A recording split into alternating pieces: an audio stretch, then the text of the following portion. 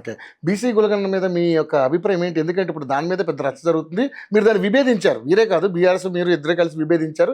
ఇందులో ఇది తప్పులు తడగ్గా ఉంది బీసీ కులగణన అనేది అని. ఇప్పుడు నిజంగానే మళ్ళీ వాళ్ళు 16వ తారీఖు నుంచి మళ్ళీ రీ సర్వే మొదలుపెట్టారు. సో ఏ ఏ- ఏ విధంగా చూస్తారు దాన్ని? అంటే ఒప్పుకున్నారు కదా, ఉమ్, ఒప్పుకున్నారు కదా. ఉమ్, అంటే ఫస్ట్ పాయింట్ ఏంటంటే 2011, 2016, 2024 తేడాలు వస్తున్నాయి. ఓకే. అయితే వీళ్ళు ఏం చేస్తున్నారంటే అధికారులు మంచోళ్ళే, కానీ అధికారులను బ్లాక్మెయిల్ చేసి బ్లాక్మెయిల్ ప్రభుత్వము ఎట్లయితే రియల్టర్లని ఇండస్ట్రీని ఎట్లా బ్లాక్మెయిల్ చేసి పారగొట్టినరో ఈ తెలంగాణకి వెళ్ళి, అట్లనే ఇప్పుడు ఈ అధికారులను బ్లాక్మెయిల్ చేసి వీళ్ళు చెప్పిన సంఖ్యలో ఇవ్వమంటున్నారు.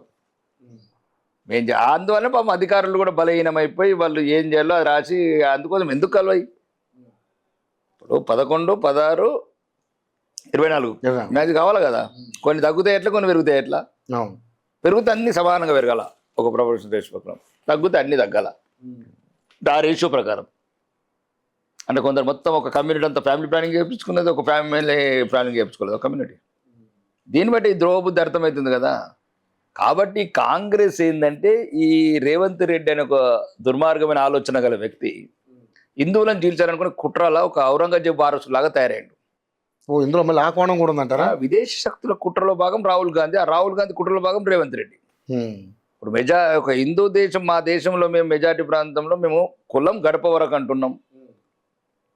అంటే ఇప్పుడు బీసీని ప్రధానమంత్రి చేసి ఎస్టీని గిరిజనులను చేసి ఇట్లా మేమేరంగా సోనియా గాంధీ గారు మీరంగా మేమే 1999 నేను ప్రధానమంత్రి అవుతామని ఎట్లా. ఉమ్, 2004లో పోయి నేను ప్రధానమంత్రి అవుతానన్నది కదా ఆమె, అవును. అర్హతలు లేకున్నా. అట్లా కాదే ఒక రామ్నాథ్ కోవింద్ గారిని ఒక దళితుని. అంటే ఇది ఒక భావజాలం. మేము ఎంతసేపు హిందుత్వము, దేశం ఒకటి ఉండాలా, అన్ని మతాలు ఒకటి ఉండాలా, సర్వమతాలు పరమత సహనం ఉండాలా, సర్వేజన సుఖినో భవంతు అన్న సిద్ధాంతాల మీద మా పార్టీ నడుస్తుంది. ఉమ్. కాబట్టి ఈ రకంగా ముందుకెళ్తున్నాం. సరే, ఆయన ముఖ్యమంత్రి అయిన తర్వాతనే వాళ్ళ సామాజిక వర్గాన్ని మొత్తాన్ని కూడా బీసీలో కలుపుకున్నాడని మాట్లాడారు ఆయన. అది మళ్ళీ తప్పు అంటున్నా కదా. అంటే ఆయన అబద్ధాలకు పుట్టి ఆయన కేసే 420 కేసు ఆయన మీద ఉన్నది.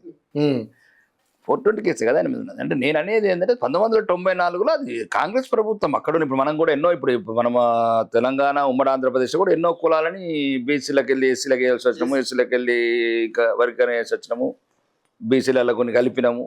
అట్లా 1994లో అక్కడున్న గుజరాత్లో ఉన్న నేపథ్యం లోపల ఆ రకంగా చేసింది తప్ప ఆయన బీసీ కోటలు రాలేదు, బీసీ కోటలు ఎప్పుడు పెట్టుకోలేదు.